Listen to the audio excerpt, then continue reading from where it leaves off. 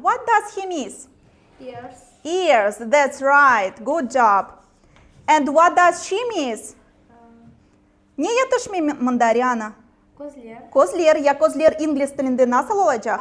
Eyes. У доски ученица 6 В класса Риана Аджиалиева. Тема урока – части тела. На занятиях преподаватели используют билингвальную систему обучения. Мне это очень помогает, потому что это очень удобно. Если меня учитель спросит на родном языке, я скажу и вспомню слова на английском языке.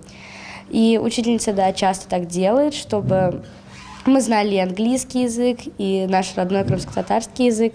Преимущество системы в создании особой среды для школьника. Билингвальное обучение развивает критическое мышление ученика. Английский и родной крымско-татарский. В билингвальной образовательной среде дети овладевают языками, даже не осознавая этого. Используют такой метод для повышения эффективности изучения предметов.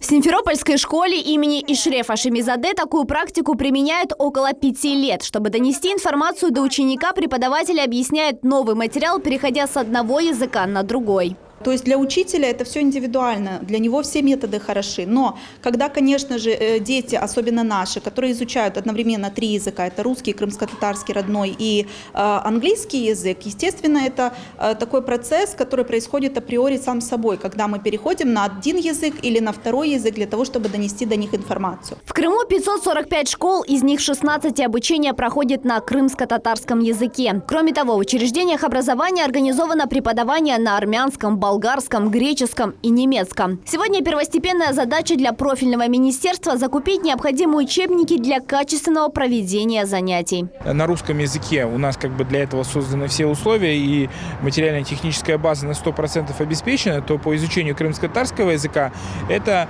порядка 85%. По украинскому языку, к сожалению, еще меньше, это порядка 20%.